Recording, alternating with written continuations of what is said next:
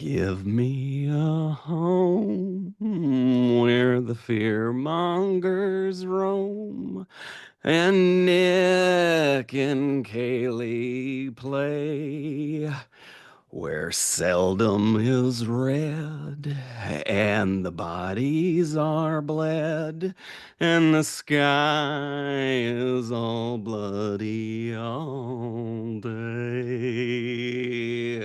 Hey there, partners. This is Clay McLeod Chapman. Welcome to Fearmongers. I am your host. And tonight, oh lordy, lordy, lordy. This was like kismet, like the pairing of you two, I feel was really fortuitous.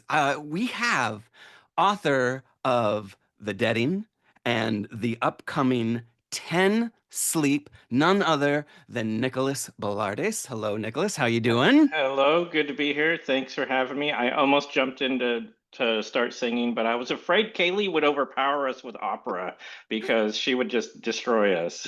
I mean, it's true. It's basically like Kaylee's just kind of like quietly being like, "Oh God, these guys with their yodeling. This is nothing." We have author of last year's one of the best books of last year, Sacrificial Animals, none other than Kailee Pedersen. Kailee, how are you doing?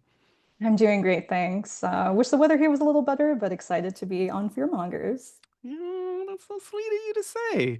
I mean, you're in New York as well, right? New Yes. York, which is currently cosplaying as London. It's very foggy and rainy. It's a little foggy. I'm in Brooklyn, and I swear to God, there's like a little sliver of sun right outside my window.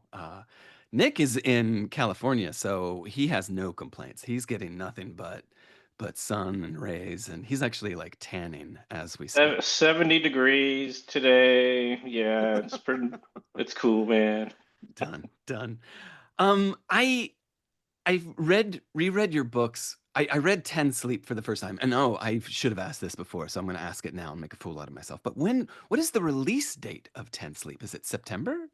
June June. 25th. Oh Yes, my coming up. God. It's like a month from now. This Yeah, is coming this up is quick. okay.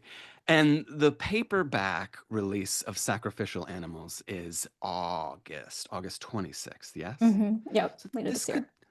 this could be your summer, guys. Like these two books, I swear, are I I think they kind of like have a good kind of conversation with one another. They did for me because I read them together again back to back, and I I feel there's a certain kind of audacity to what the two of you have done, and maybe it's a little bit different or variations of the form.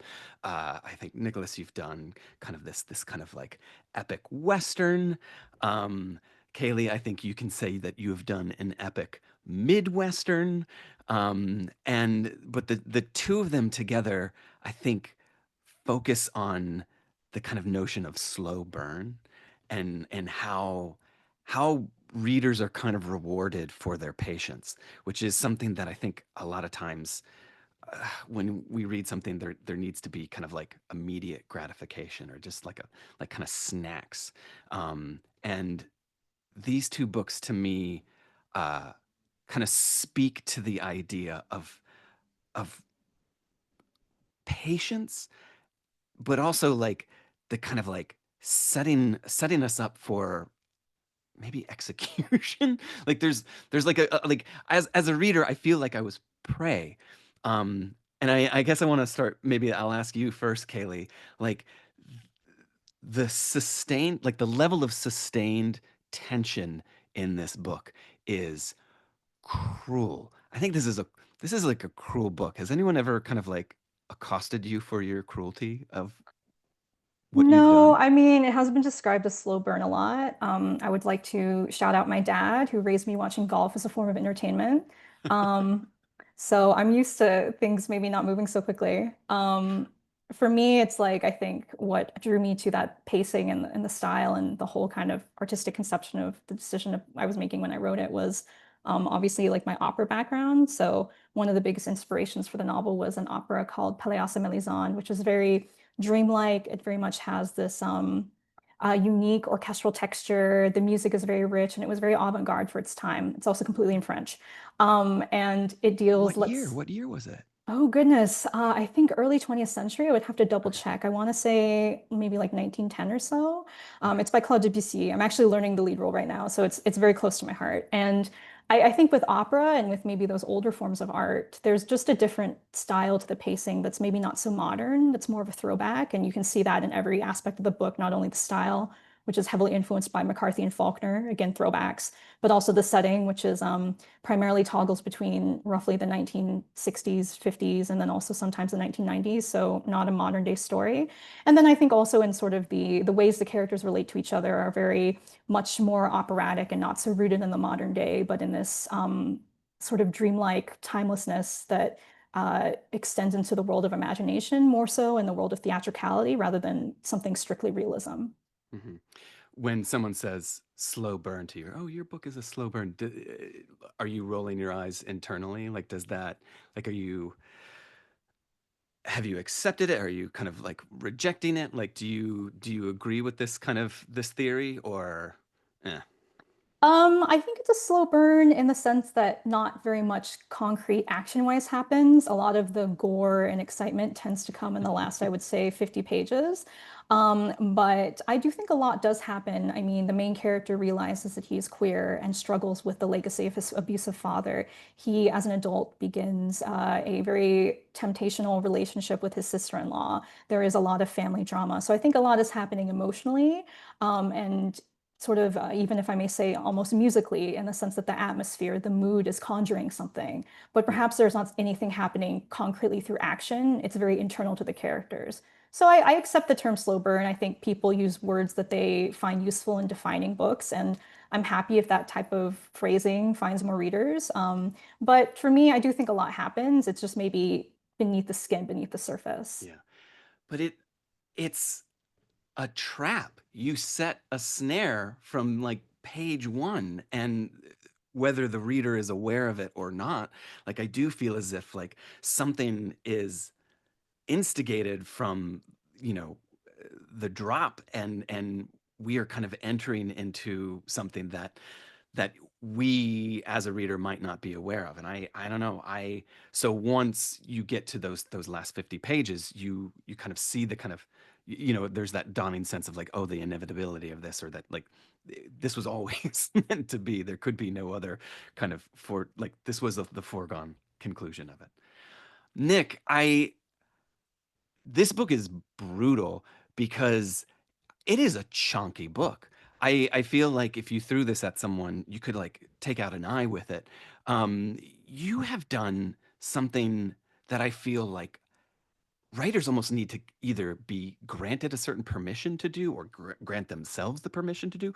But you've written a mammoth book. This is like, I mean, it's chunky, and I wonder, like, in the kind of, you know, the pitch of it, the development of it, the execution of it, like, was there a point where it's like, oh, this is going to be a 200-page book? Oh, wow. Like, you know, and then like by 300, page 400, you're like, what have I done? Like, did how how hard was it to hold the reins of 10 Sleep? Well, some interesting things were happening when I was a returning student to a MFA program, the UC Riverside Palm Desert program, where Todd Goldberg is the director. And at the time, Stephen Graham Jones was teaching in the program, and I went into with a Chicano fiction manuscript, just literature. And Todd Goldberg said, "Hey man, we got this guy from the Blackfeet tribe, and you want to take a class from him? Have you worked on anything?" And that's when I workshopped the Deading with Stephen Graham Jones. And then when I got done with that, and I was still working on Chicano fiction, I was like, "I'm working with this horror master, right? Why don't I write another horror? I'll just write a novella, and we'll do this ten sleep thing." And 10 sleep thing, um, the origin of that, we'll have to talk about that too. But I decided to start writing that in the program, and so I wrote like 75 pages because that was like the maximum Stephen would look at, and I'm like, yeah, it's just going to be 100 pages, right? So I trapped myself with the structure right away. 10 sleeps, like thinking 10 chapters, Yeah. maybe a couple bonus. 10, it's going to be short, right?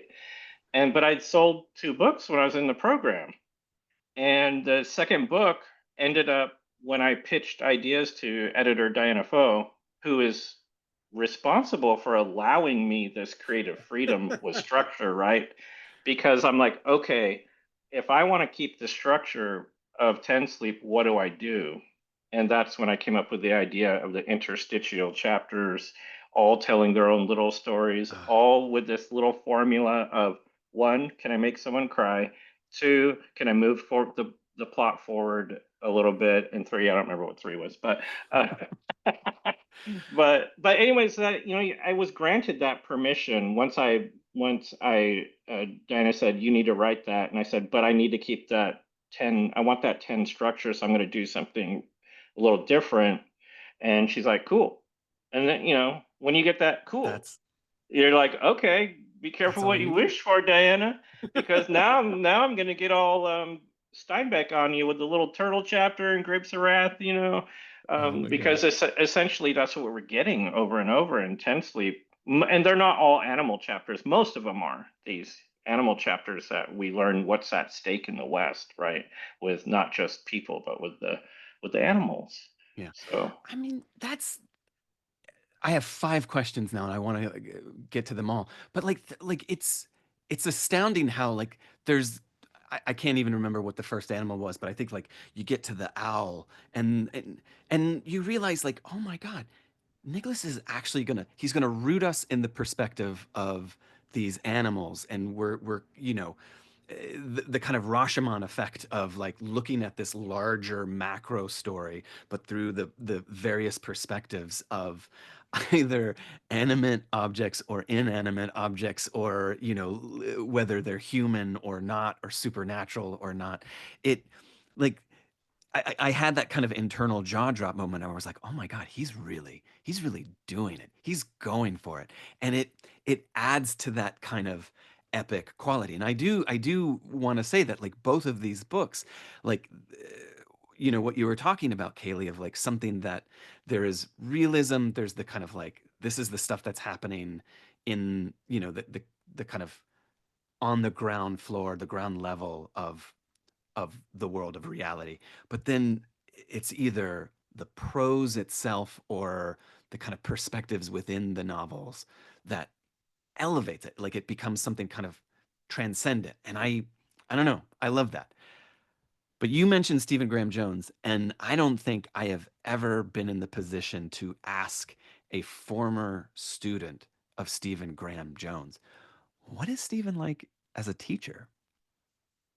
he was actually this is kind of funny because, like I said, I went into with a Chicano fiction novel based on my big family epic thing.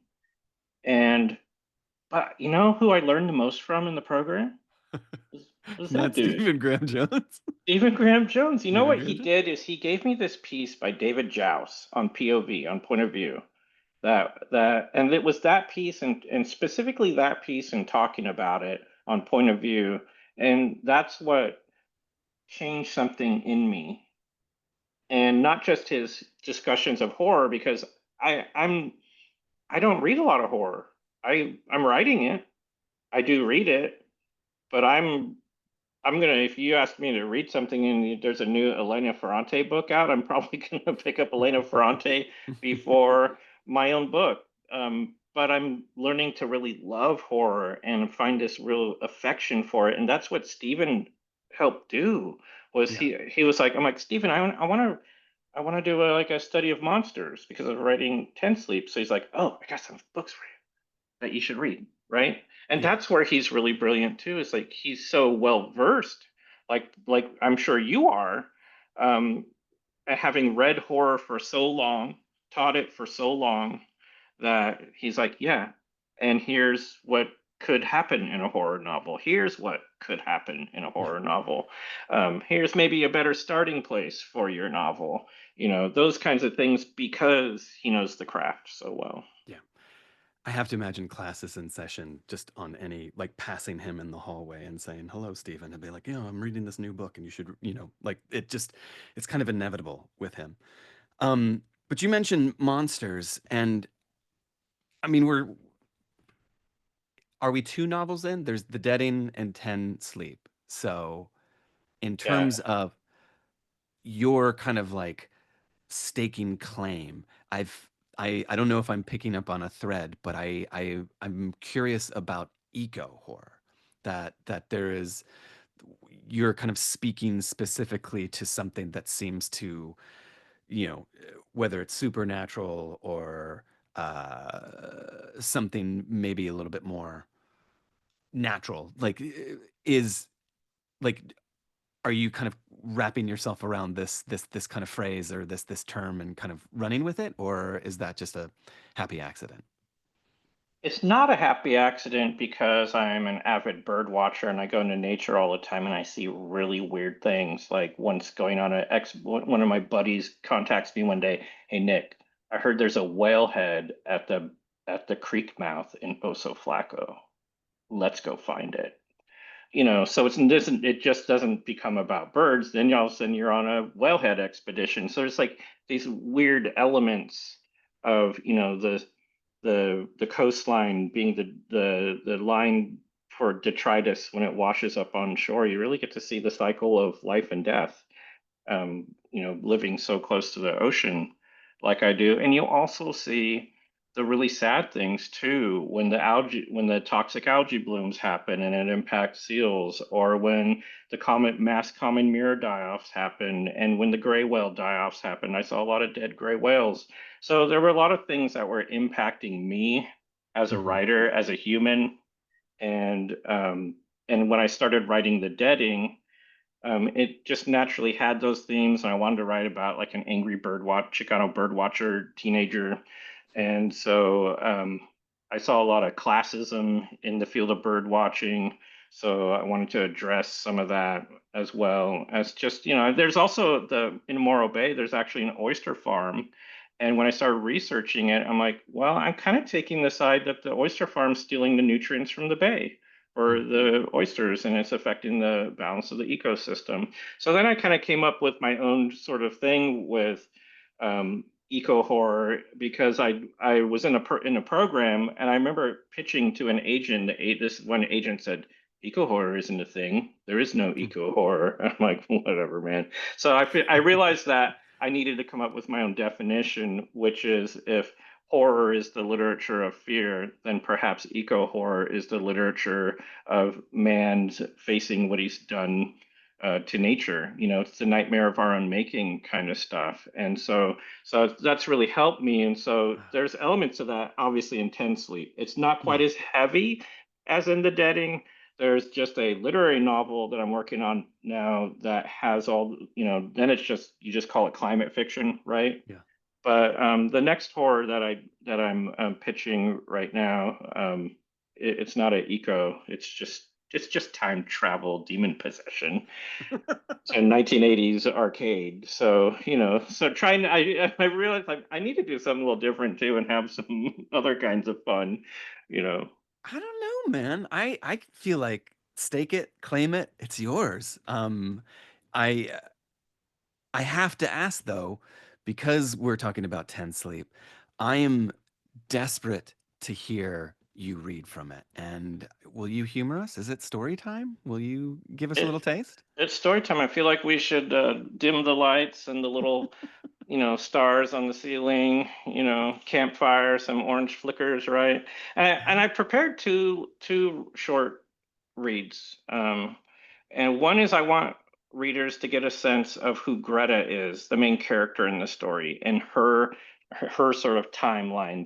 This sort of messed up, haunted cattle drive that she's on. She's hard up for money, and she's joined with some old buddies, and she's gone on the trail with them. And her girlfriend has ghosted her, so she's haunted by that. Similar to Kaylee's novel, our novels are about really messed up dads too, and daddy issues. And me as a human, I'm working on a lot of my own daddy issues writing 10 Sleep. So we could talk about that too. But these two little segments, one is, I want people to get a sense of Greta. And then Greta's gonna say something to this character Tiller, who's running the cattle drive. And she's gonna question him about something. And then we're gonna jump to another chapter where I'm just going to let when we come back to you after I do the readings, Clay. I'm just curious what you will Uh-oh. say. Blame me. So, All right, and so without further ado. it will be a little bit spoilery, but I don't care about that.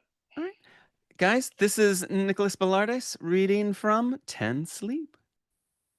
Earlier that morning, when she was thinking about bison ghost bones and ghost trains, Scott finally brought up Hannah, asking why she never talked about her. He hadn't even known Hannah had completely disappeared, which was no surprise to Greta. Greta never told anyone anything, not even her mother. She hardly talked to Scott after dropping out of UW. Sure, she ran into him a few times at bars, even once at the Lope, but those were short discussions followed by promises to stay in touch. Because she's gone, she said to Scott. What do you mean gone? Scott scratched the ear of a calf that would never leave him alone. It took a liking to him and would never let up unless he hid for a minute. But even that only worked temporarily. The calf eventually would come trotting back and always followed his quad. They're on quads, you guys, not horses.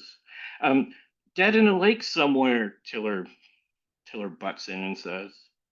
What is it with you? Greta felt her heart rate skyrocket into her throat. I'm seeing ghost trains and you're denying things even though you heard and told me it was a train. And on top of it, you got to go and say Hannah's dead? And why does it always have to be a lake? Oh, she's dead in a lake. She's fish food. She's haunting a reservoir along with her stupid old Trans Am. Haven't you ever missed someone, Tiller? Greta couldn't bring herself to mouth what she really wanted to ask if he'd ever loved, but was sure he caught her drift about whether he'd experienced anything in his sorry excuse for life. Furious at his silence, she wasn't done and was about to ask if he'd ever been loved by his own mother. Where's your mom anyway? She asked. Didn't see her at the taxidermy shop. You wouldn't, he said. She even around anymore? Greta asked. We met her when you were in college. Remember? Before we became the Three Musketeers of Wyoming dropouts? Not that we hung out more than a few times, but damn, we sure turned into the biggest losers this state has ever seen. She probably doesn't even ever want to talk to you. Probably hounds you for not having a girlfriend or boyfriend or dog friend. She's around. Greta searched behind the calf that Scott was patting. Here, under the calf, under a rock, next to one of your roadrunners, up in a tree? She might be. Greta wanted to spit fire. Do you ever say anything about anything besides telling us how to herd cattle? Not every topic has to be a mystery. Your girlfriend is. Ex. Tiller lit a cigarette, offered her one. I think she's around too. In your head. A lot, Greta. She grabbed the one from his mouth, took a deep pull, then handed it back. Don't act like you know what's going on in my head, Tiller. You don't want to be in here. It's dangerous and full of monsters. And do me a favor. Don't talk about Hannah. She turned to Scott. You either. Scott gazed at Greta a hard second, then went for his quad and fired it up. Now we're going to jump to that other little part.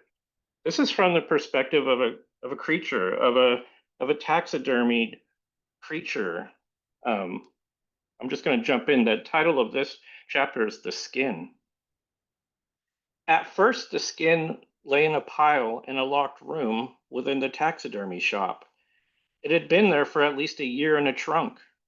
Then the skin lay on the floor, covered in dust. A mouse gnawed away 2 toes. A rat ate most of a hand. There was no form to the mess, though there was color for a time, pink and olive hues that slowly turned grayish and pale. And there were tiny, near invisible hairs and freckles, age spots, moles too, and a face, thin eyebrows, lips, a waxy nose, and earlobes with tiny pinholes. The chin came to a bulbous point. The skin waited to be stretched again, pulled into a familiar shape. Only it didn't know it was waiting, not yet. Something had to be smeared onto the no longer soft skin, onto the paper coarseness, before it could know.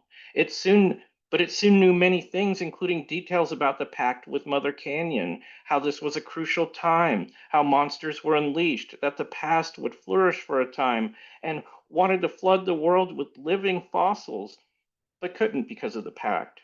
That men had corrupted and trapped the canyon, that its resources were used, that the monsters would only live a short time, that they would rot and have to wait yet again for only another brief while. The mold that the skin would be pulled over had taken some time to create, the joints too, which weren't of a fine construction, having been slapped together from wood, plastic, and screws, each bendable enough, every part slopped with grease, so that the legs, arms, and neck could be movable. The skin could hear its construction, the hard, aggravating work that went into the parts, but also knew the lack of care, the hurriedness, the panic. It sensed much panic from its creator, a fear of losing the land. The skin felt happy when given fake eyes and some magic on its skin, even as a lump, so that it could be aware. The eyes were taken out and implanted again after more of the magic paste had been applied, which felt like a sparkling sunrise.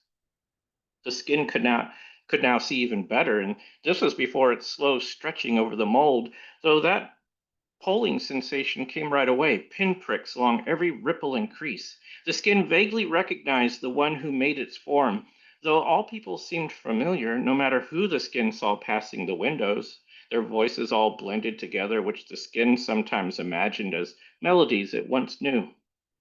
The outside appeared familiar too. The skin hung by a window from a hook where it craved the shops across the street, to see racks of clothes hanging like hides, to see plates of expensive food, though the skin wasn't sure what it would do with them. It knew this life as a separate reality from past delusion and entitlement. Still, the skin yearned to drink from plastic cups with green logos, though the skin would not drink or eat again.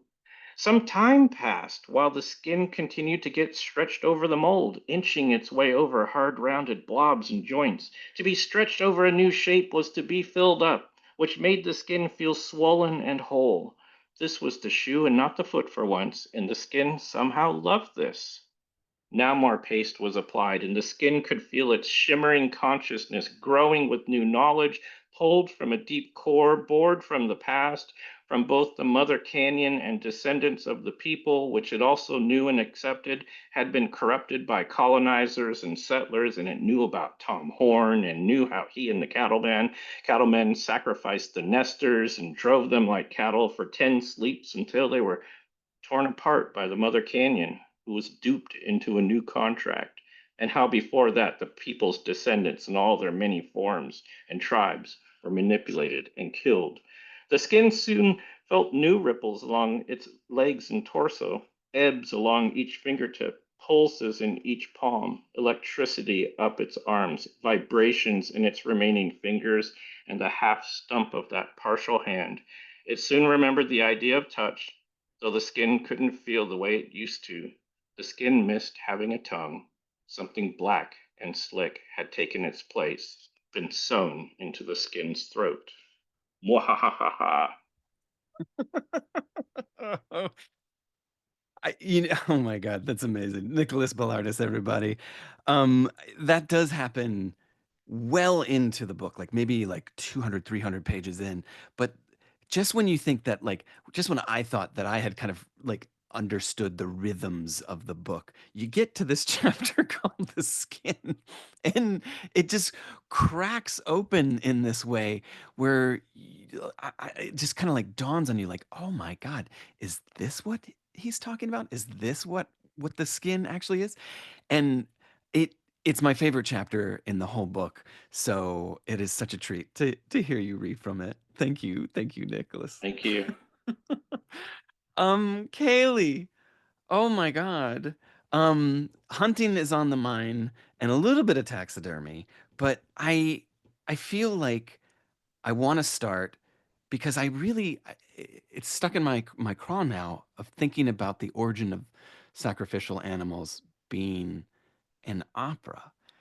And I guess I want to ask, what are the like there are two stories. One is a novel and one is an opera, and one is inspired by the other.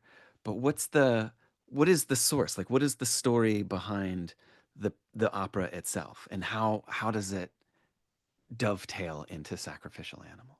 Yeah, well, I would say Sacrificial Animals is kind of a combination of a lot of different influences, but Pelléas et Mélisande is based off of a symbolist play by the Belgian playwright Maurice Maeterlinck, which was then made into the opera that we just discussed by Debussy. And it's a very symbolic, surrealist play about a family living sort of maybe in some kind of castle.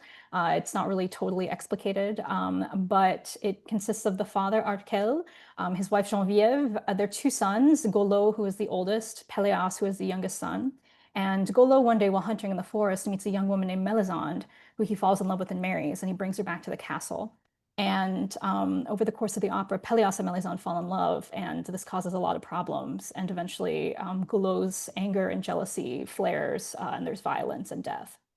So that's some of it. Some of the other background includes, so I grew up in Nebraska. My family owns a farm there.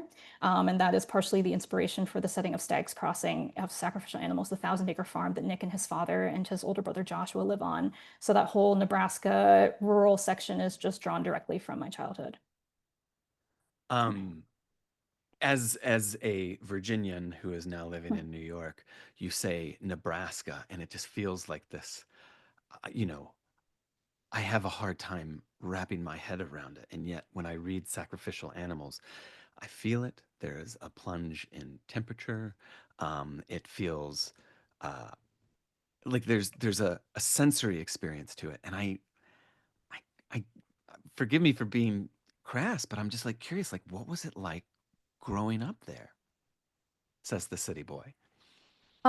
Yeah, so I was transracially adopted from China as a baby, but my whole family, especially on my dad's side, are like old farming family from the turn of the century. So my great-grandfather, Papa Pedersen, came here from Denmark and started our family's farm in Fremont, Nebraska, if you want to look it up, which is, I believe, more on the eastern side of Nebraska, which is basically the inspiration for Stag's Crossing and the surrounding town. It's a very rural area. There's just farmland for miles, very quiet. There's no light pollution, so when it's night out, the stars are extremely bright. And there's a sense of desolateness. There's a sense of isolation, and there's a lot going on there, I think, psychologically. And I think for me, growing up in a very insular area. I grew up partially in Lincoln as well, so that's where my dad taught. Lincoln is the capital of Nebraska, so it's more of like a college town. There was still this feeling of being an outsider, being different, being adopted and being from, China. So that sense of being a minority, of being queer, and growing up like that in Nebraska also is very pervasive within Nick's psychology and is a fundamental part of the novel as well. Um, I'm so curious. Do you go back? Do you return or visit Nebraska frequently? Is this still a part of your life? I haven't really super recently. I did go back actually last year, or not last year actually. I think it was earlier this year, in January. And I went for actually an opera competition. So I didn't go for to visit family or anything. So Yeah, no, I don't really go back that often to the rural parts. But I yeah. have gone back a few times to just see people or to do like opera. Yeah. Have you brought the book back to Nebraska? Like, have there been Um, like friends or family who've read it and been like, I know where that is, or that feels familiar? My dad did do the kindness of reading it, so to give me some like accuracy feedback on like farm life and things like that. So yeah, he did say he recognized a lot of the elements of living on a farm from it. Yeah.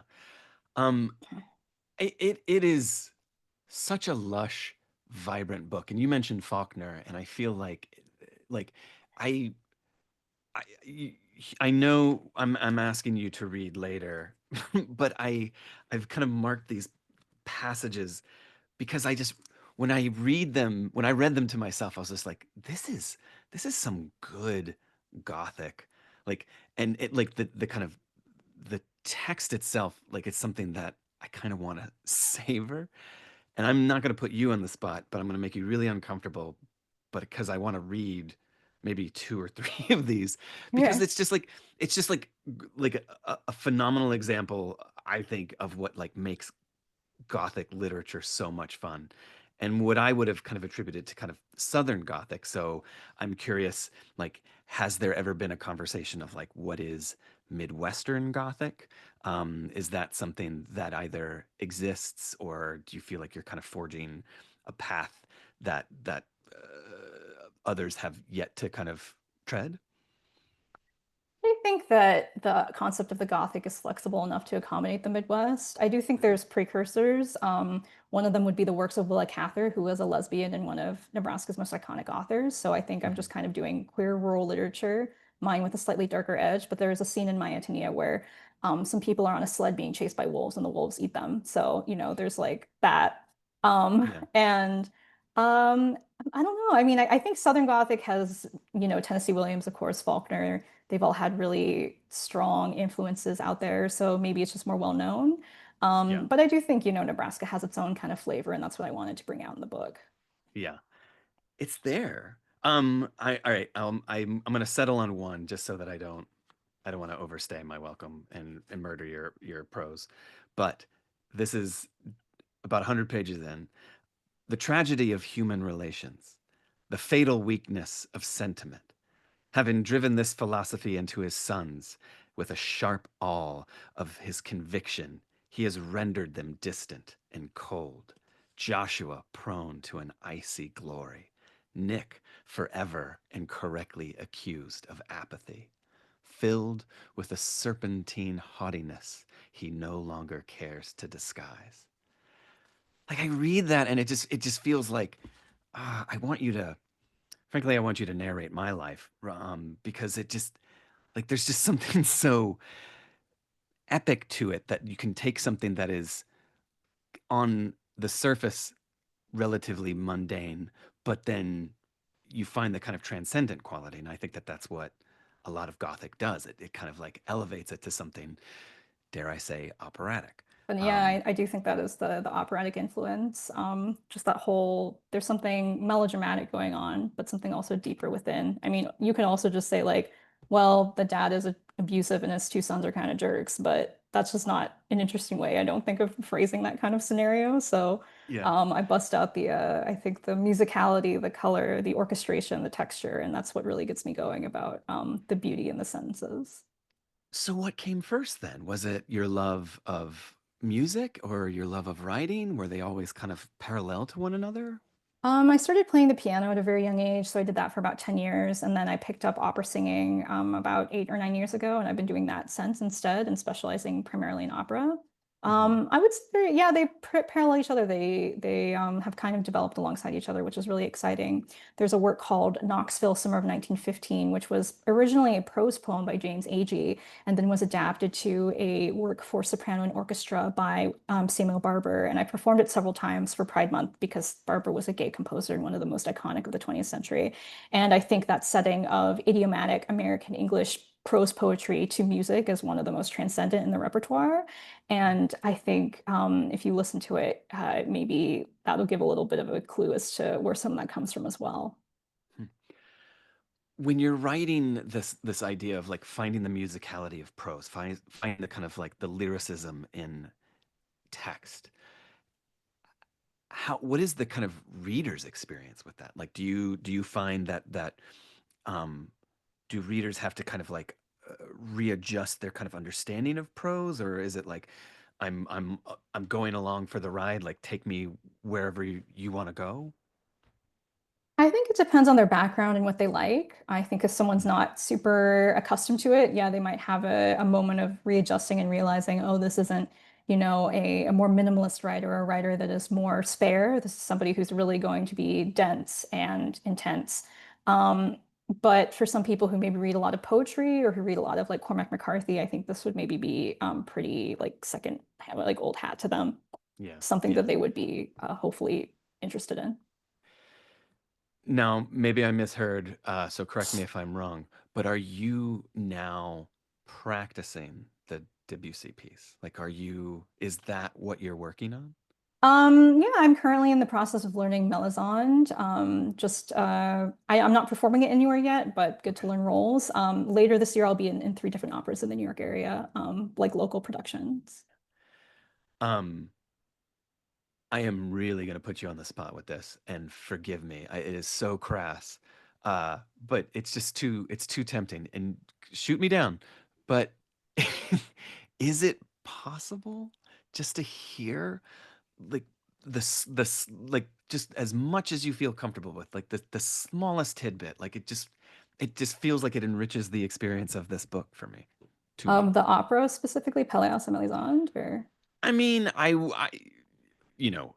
dealer's choice. I'm really asking a big ask here. So, whatever you feel comfortable with, uh, if you feel comfortable with it at all, yeah, I because I can asked. sing a little bit. I'm not super warmed up, but I'll do a little bit from Un bel dì vedremo by Giacomo Puccini, which is from Madama Butterfly, one of my favorites. So I'll do a tiny, tiny bit. Okay. One sec. Okay, hopefully this comes through.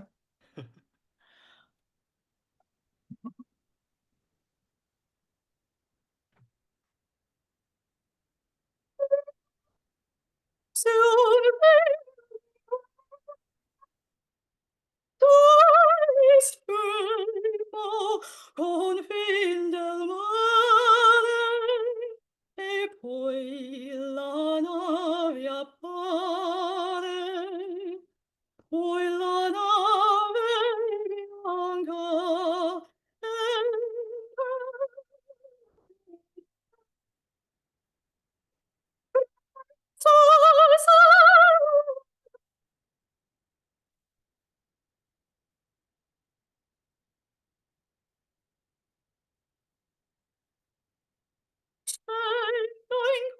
incontro io no.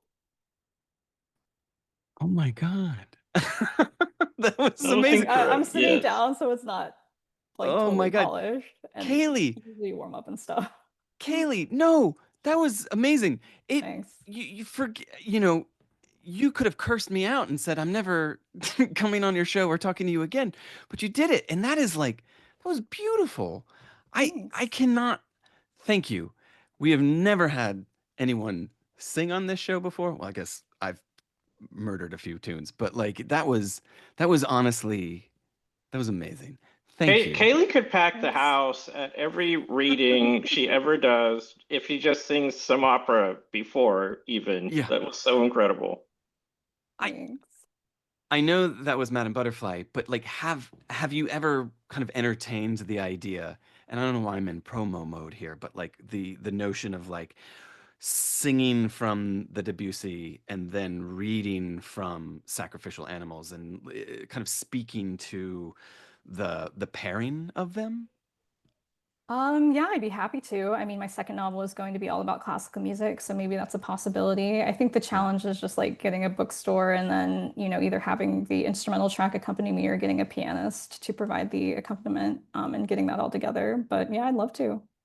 I mean, I will personally seek and hunt down a bookstore if that's a possibility.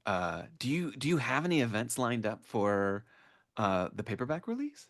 Not yet. I'm trying to do some reach outs, but Mm. still kind of working on it. But yeah, I would love to. Maybe we can Oh talk more my later. God. Okay. We're gonna make it happen. If anyone's listening to this and they work at a bookstore, we're just floating it now. But let's make that a reality. We could be in the backup band, Clay. Yeah, I'll let you No, guys play the no. triangle. I want to be front row, just Thanks. admiring. I don't. I murder enough words as it is. I feel like I need to be respectful. um, Kaylee, I'm really putting you on the spot. Like, do you feel up to reading from Sacrificial Animals now? I mean, this is nothing but Yeah. gravy at this point. Yeah, Like, are I can you? read from chapter 3 if people are still down for it. I'm totally down for it. Nicholas, are you down for it? Nicholas is down for it. Definitely down for it. Yes, yes. I still have my dictionary cracked open because Kaylee has the most amazing vocabulary ever. Did you encounter that, Clay? Did you have to crack open a dictionary? Because I did. I just kind of like sulked in a corner. I was like, what's that word? All right, Same. everybody. Without further ado, this is Kaylee Pedersen reading from Sacrificial Animals. Yeah, so I'm going to start in chapter 3. So Sacrificial Animals deals with both the childhood and adulthood of our protagonist, Nikamaro, who lives on a thousand-acre farm with his father, Carlisle, and his older brother, Joshua. And in this chapter, prior to this chapter, at the very beginning of the novel, Nick and his father realize there's a fox that has been eating the chickens on their farm. So in searching for this fox to hunt it down and kill it, his father finds the fox's warren, where they find the fox's babies, and Carlisle forces Nick to kill the baby foxes. So in this chapter, Nick is sort of dealing with the aftermath of that crime against nature, what he's done, and his relationship to his tyrannical father. 3. Then. The killing of a fox is one thing, the killing of its children another entirely. Such a crime once committed can never be undone. That night, Nick climbs the spiral staircase to the second floor of the house and scrubs himself raw in the bathtub, the stain of it lingering. He hardly eats for 3 days, remembering the silent huffing of the dogs, the cracking of the bones as they chewed, the bruise on his face as he rose from the ditch, the little foxes, so small in his hands. After a late supper, he readies himself for bed with the most perfunctory of gestures, combing his hair as his mother had taught him when he once sat beside her at her vanity, looking at her reflection in the large mirror as she carefully parted his hair and combed it out for him, his father in the background fixing his tie. Now, don't give that boy any ideas. Don't want him growing up like a woman. Lying awake in his small bed beneath the slanted ceiling, he pushes the image of his mother from his mind. She is long dead, though he still feels a part of her perhaps remains present in the house. It is not something his father or brother could ever perceive or understand. Her voice in the wind, the soft touch of her hand in his hand when he is drifting off to sleep. These apparitions are not meant for them. They are Nick's inheritance alone, cursed forever to bear her memory within him, the penitence of a mourner. One of the dogs slinks up the stairs, nudging open the door to his bedroom, pressing its wet snout into his hands, insistent on something, though what exactly it is Nick cannot tell. With the window open, he can hear a few of the hounds taking off into a run toward the back of the house, letting forth a furious storm of howling. Unusual, for Carlisle bred his dogs to be seen and not heard, much like children. Downstairs, he fetches his boots, his jacket, the hunting rifle, leaving quickly through the back door, the gun loose in his hands as he walks through the tall grass, past the stalks of alfalfa and the bowed willow, toward the chicken coop. He and his brother hammered it together a few summers ago when his father said if they wanted to eat deviled eggs every 4th of July like they had when their mother was still alive, they could raise the chickens themselves. With the moon bright and guileless, he can see a part of the chicken wire is torn at the bottom where some animal has pushed through, blood staining the wire. He goes around the back of the coop and sees eggs scattered and crushed in the dirt, a hen lying grotesque and headless on the ground. He gets on his hands and knees to look for the other half of it, but cannot find it, only dried blood and feathers. Whatever animal came down to feast has already thoroughly enjoyed its nighttime aperitif and left, the firmament bearing the deep gashes of its claw marks, its shameless violence. He bends the chicken wire back into place. Later, he will come back and glue it down more firmly, maybe put up a little fence around the coop if he has time after school. Not enough flesh left on the chicken for the dog, so he kicks some dirt over the corpse until he can come back with a shovel in the morning. Already half an hour past midnight, and the stars are still brilliant as ever. Joshua once taught him some of their names, but none of them come to mind now. He walks back with the rifle tucked under his arm. If he were not Carlisle Morrow's youngest and most serious son, he might resemble a carefree farm boy in some bucolic Winslow Homer painting, though his father has always favored the charcoal work of Goya. In the doorway, he takes off his muddy boots and hangs up his brother's coat, unloads the rifle and hangs it on the wall next to the coat by its leather strap. The screen door falls closed behind him, and he makes sure to latch it. Swiftly and violently as a gunshot, a scream pierces the sloped fields lying open and fallow behind the house, sounding like a woman being murdered in the way he has seen it on television, where her agony is drawn out over several breathless and voyeuristic minutes until he changes the channel. Yet he knows it is not a woman, but some unnameable beast of the forest come to bewitch and maim. A mother despondent in all her devastated keening, the fox whose children now reside in the stomachs of the hounds at Stag's Crossing, has finally returned. He hastily locks the inner door as well, but even that does not quiet the unholy calling that pursues him past the foyer and deeper into the house. In the fox's wailing, he recognizes the lamentations of the bereaved. With its children dead, it is an expression of grief without end. He knows he will only be safe in his bedroom under his 3 blankets where he can sleep with the lights on like a child. Up the spiral balustrade that snakes to the top floor, he sees his father turn on the light and emerge barefoot in his long maroon bathrobe. He is unshaven and his guttural baritone is hoarse from sleep. God damn it, Nick, he says. What'd you chase up back there? A fox, Nick says. A sliver of light escapes from beneath Joshua's doorway. He is awake now, too. He sticks his head outside, gazing down at his brother with an imperious frown. Young princeling, 17 and anointed successor, his thick blanket wrapped around him like a royal doublet. Even having just awoken unkempt, he is preternaturally handsome. His hair the color of sand struck by lightning. In 10 years, he will be lithe as one of the dogs and burn with the delicious pleasure of his attraction. Fox, Joshua says. Eating the hens, Nick says. There's a boy out in Blair who's real good at hunting foxes, Joshua says. Could call him up and ask him to come out sometime. Goes by the name of Will Skoog. You think I'd let some nobody from Blair come here and intrude on our land? Carlyle says, his hostility flaring like the roar of the fireplace stoked to a fierce blaze. I can do it, Nick says. Already had it right in your sights and you let it go. It'll come right back. Once a fox finds a fat hen house, it'll never leave. I said I can do it. Then kill it, Carlyle says. Kill it and be done with it. And let me sleep. Nick says nothing. Without the gun, he has no power in this house. His father could strike him dead where he stands. In some sense, he has already been struck down, made to heal like an unruly cur fed and disciplined by the same decisive hand. When his father retreats into the blackness of the master bedroom, he walks up the narrow stairs into the small child's bedroom with the slanted roof at the end of the hallway, the hallowed and forbidden place he will return to so often in his dreams. He fixes the mosquito screen against his window and crawls into bed, not having changed into his pajamas, marveling at the garden, strangely silent and smelling of fresh grass, the verdant scent of wealth pervading the house and the land that surrounds it. Watered by the blood of their family, this apocryphal lineage carved into the Morrow name and resonating like thunder through each successive generation. He is Southern moneyed, Midwestern moneyed, seeping into the earth and making an abattoir of his childhood stained now and forever by his birthright. He lies awake listening to the terrible groaning of the house, as though Stag's Crossing itself might grieve alongside the wilderness that surrounds it, the bowed willow, the black soil that swallows the fox bones, the last remnants of what he has done. Years from now, when he is man enough to stand taller than his father, the garden will not rise to bloom again. It will lie fallow and barren as their family tree, their line destined to end here with him. That night, he weeps to think of his brother, whose handsomeness has now begun to approach the sublime. Weeps to think of him running through the fields, blood on his knuckles, blood spattering the rye. Behind him comes Nick with his hunting rifle. Behind him comes the vivid premonition that one day, when they are old enough to be called grown men, Nick will usurp his brother, and in this unholy annexation, he will rise again as someone strange and new. His regicide is imminent. Ambition grows within him like a strangling vine. Second son, second born, Jacob above Esau, Isaac above Ishmael, pretender to the throne. Thank you. Mm. God, I love it. That's beautiful. Thank you. Thank you, Kaylee. Thanks. Um, it's just gorgeous stuff. Really appreciate it. Guys, it's really amazing to have an opportunity to talk to you about these books and to kind of bring the two of you together. So I really appreciate it. I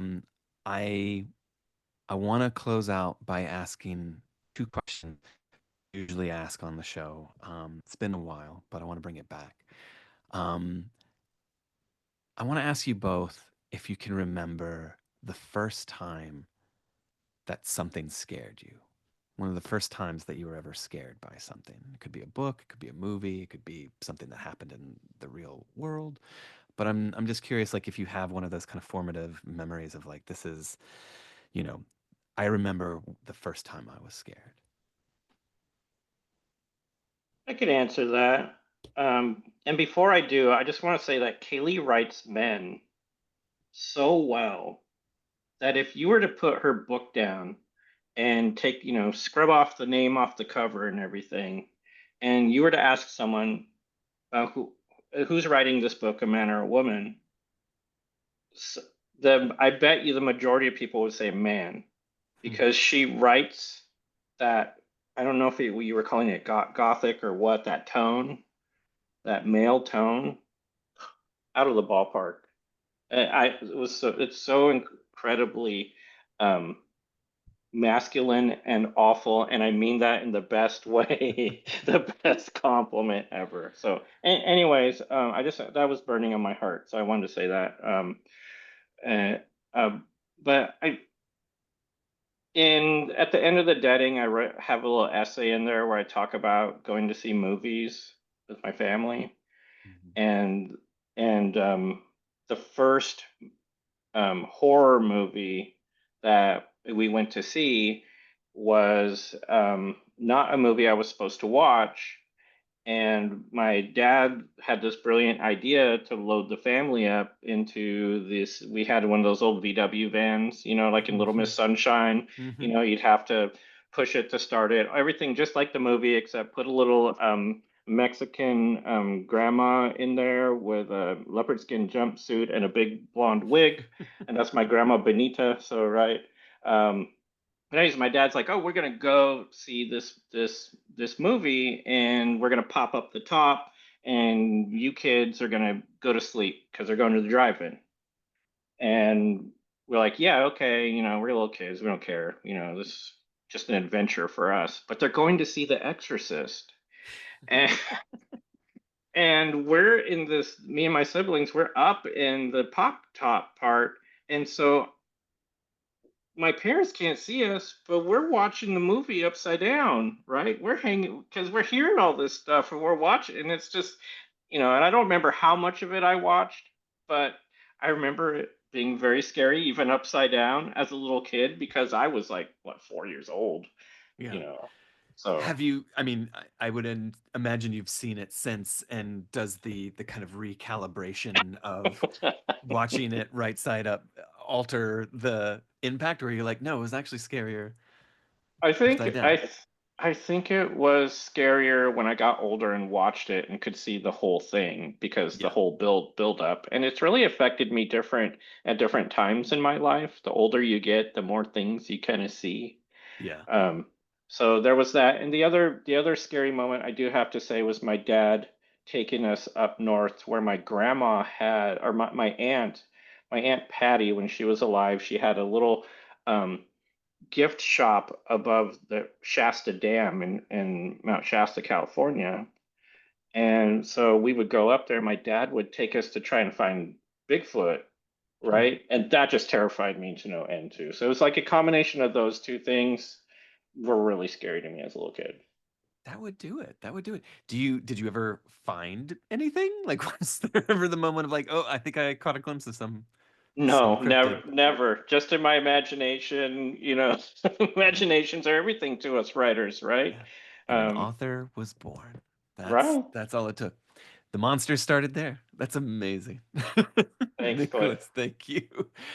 Kaylee, do you remember maybe one of the first times that you were Yeah, scared I by think something? so. So my mom has like great taste in movies, but not all of them are kid friendly. I will say one of her favorites is The Fugitive, but another one of her favorites is Silence of the Lambs. And I think what happened was she was probably watching it and then like kind of I was unsupervised or something, or she forgot it was still playing. And so when I was like a little kid, I walked in on the scene where Catherine Martin is like st trapped in the well that Buffalo Bill puts her in, and she's like screaming and trying to get out. I just remember my mom like freaking out and turning off the TV, but I that image of that poor woman, in total distress, and the acting, of course, is fantastic in that movie, and just the Yeah. atmosphere and everything and the lighting. But that sense of being like trapped somewhere, being unable to escape was like very terrifying for me. And yeah, that was one of the scariest movies I'd ever seen at that point. That'll do it. That'll do it to you. Um, I can't thank the two of you enough for hopping on and not only sharing your writing, sharing your singing, sharing your stories. It really, I really appreciate it. I'm a fan of these books, and I'm really excited that we got to share it. Nicholas, have you read from Ten Sleep before? Was this the first time This was the ever? first. This is the first. Exclusive. And Um, you got to pick one of the parts because I asked you what you wanted me to read, and you're like, read the skin. I mean, the skin is amazing. I mean, but like little creatures, fizzers. There's just so many. Think Prairie tank. dogs. Prairie dogs would Yeah. have been a really weird read because they have their own language. Yep. That would have been fun though, Yeah. and scary. But honestly, the Pope may be one of the more scary parts of it. So, Yeah. but everybody listening, you're gonna have to wait till June 26th, was it? 25th, 25th? 24th, 25th, one of those. One of Yeah. those. Um, everybody, Ten Sleep comes out on June 25th-ish, from Erewhon Books, written by none other than Nicholas Belardes. Sacrificial Animals is out as we speak by Kailee Pedersen, but the paperback will come out on August 26th. But you don't have to wait. It's there. It's ready for you. Um, and that's from St. Martin's Press, correct? Okay, good. Whew. Um, guys, Kaylee, Nicholas, thank you so much for coming on. It has been such a pleasure. I hope you had a good time, and we're gonna get Kaylee to opera practice now. So have a wonderful, wonderful night. Thank you. Thank you. Thank you, Thank everybody, for you. listening too. Thanks, Bye. everyone. Bye.